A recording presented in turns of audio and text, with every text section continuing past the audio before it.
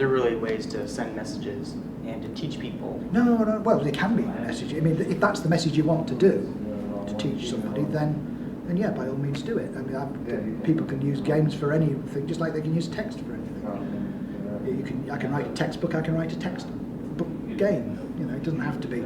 But the great novels are the ones which ring true for people, and they ring true for people because they rang true for the author, or the author.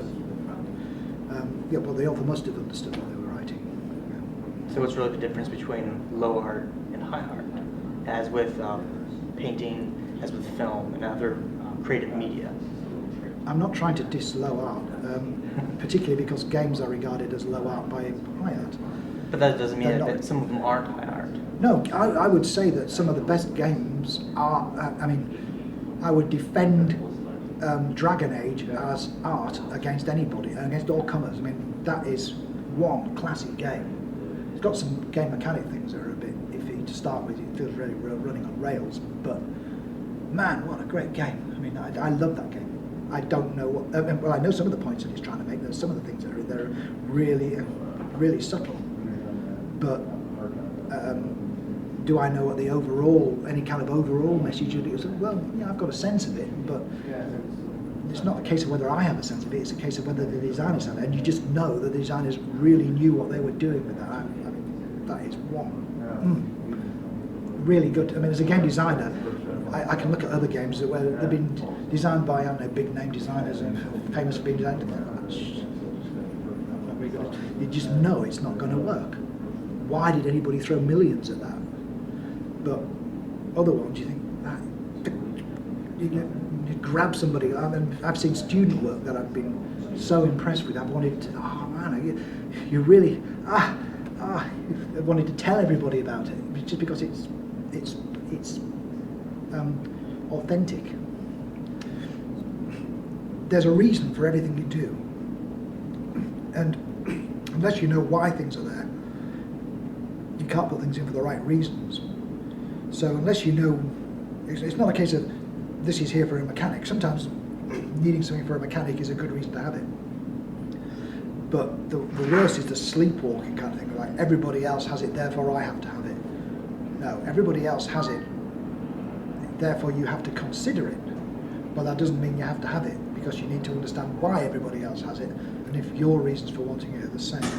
This is talking about the derivative games that have the mechanics and take it to like 11 or 12, but they didn't really understand why it was there to begin with. Yeah. And therefore it usually doesn't come across the way that it really should, or it's not as fun, or it's not as interesting.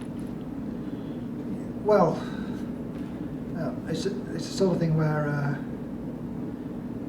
let's see if I can think of an example.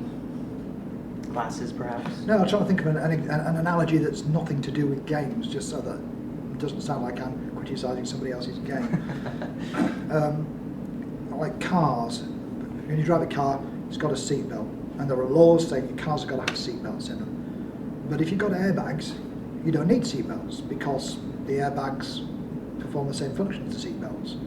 So if you say, okay, we're making a car, it's got to have seatbelts, because all the other cars have got seatbelts, so we've got to have seatbelts.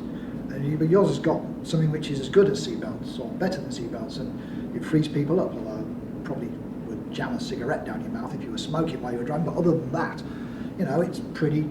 So if you bought a car with airbags in it, you've got side airbags and top airbags and underneath airbags everywhere, then why would you need the seatbelts? And if you were designing a car, you'd think, well, we don't need the seatbelts, and perhaps we could lobby to have the law change or whatever. I think in America you probably have got the law changed. In Britain, you don't. You have to have the seatbelts. But why would you make a car with seatbelts if you didn't need the seatbelts? Because you got something that's the same as or better than seatbelts. Well, because everybody else makes it. It's like that with MMO. Why would you put something in just because everybody's expecting it to be, if the function that it serves is no longer valid, or it's replaced by a better function, or it's maybe it causes problems for other functions, and you can take it out and replace it with something else, but that does the same thing but without the side effects. And there's all sorts of things you can do, but you really need to understand why everything's in there. and what I try to say here is, look, a lot of the things in here are to do with the people who are playing this game. The people who are playing these worlds, they aren't all the same. They are different. They are individuals. They play for different reasons.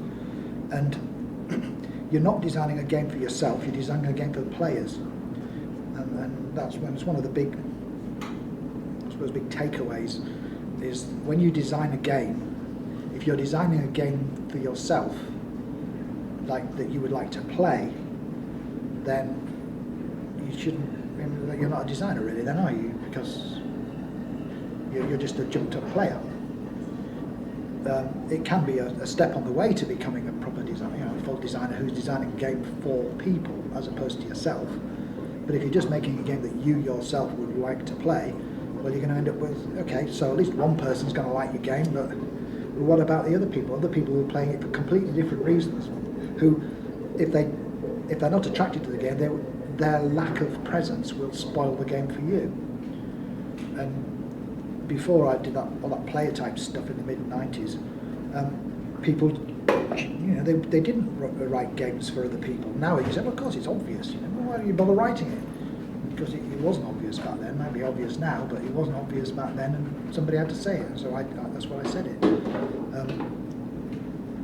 I'm unique, apart from Roy Trubshaw, in that I never played an MMO as a player.